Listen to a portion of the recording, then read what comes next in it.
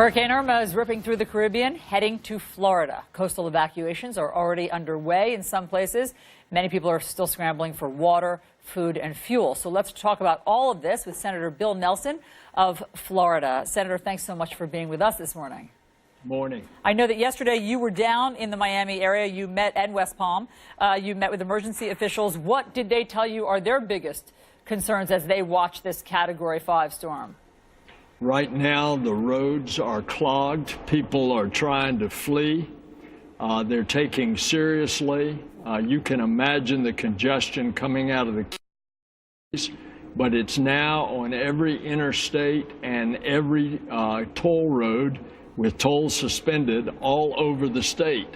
And so we desperately need gasoline. And that's what I fired off an email last night to the head of FEMA to see if they can get gasoline into the state, because people, they're running out in their cars. They can't get it in the gas stations. Yeah, we're looking at, on the other side of the screen from you, we're already seeing the traffic heading out of the danger area, or trying to. A lot of it is clogged. So when you wrote that email to FEMA trying to sound the alarm about gas shortages, what was the response?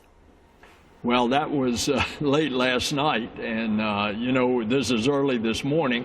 We'll keep it up. I came back to Washington to vote on this aid package. We've got to get the FEMA money because it runs out tomorrow.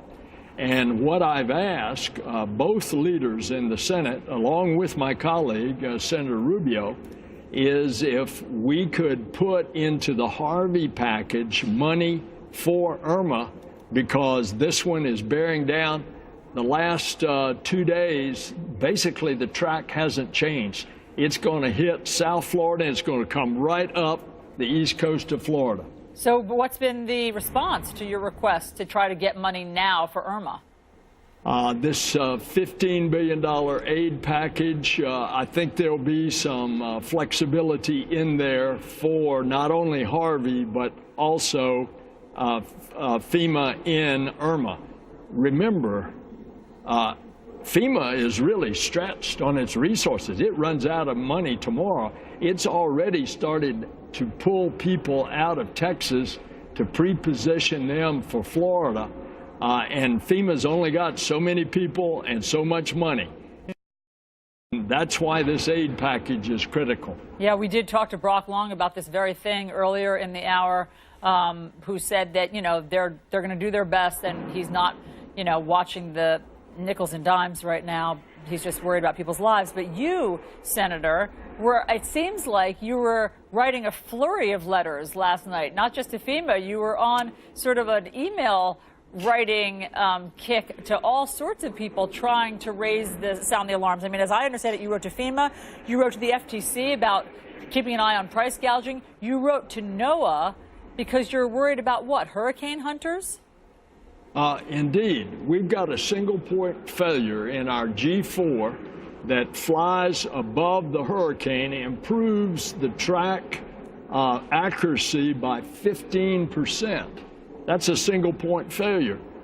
Same thing with the hurricane hunters that go in at 30,000 feet, fly around in the eye of the storm. They drop sondes. Now they're dropping UAVs, unmanned aerial vehicles, that help improve the accuracy. But we only have so many of those planes. And we've been kicking FEMA for years to try to get the backup planes to do it. Air Force planes will help. But on that G4, there's only one of them that can fly above and drop those instrumented packages above the hurricane. All right, well, you certainly are keeping your eye on all of these things and all of the possible voids, but thank you. I know that you are just issuing a warning to everybody to be on their game because Irma is headed to Florida. Senator, yeah, go ahead. By the way, if that were not enough, now we got to worry with the airlines starting to jack up prices for the available seats, and they're not many, to get out of Florida. So that's another one of our tasks. Okay, you have a very busy day and a full plate. Senator, thank you so much for taking time for us to be on New Day. Thanks.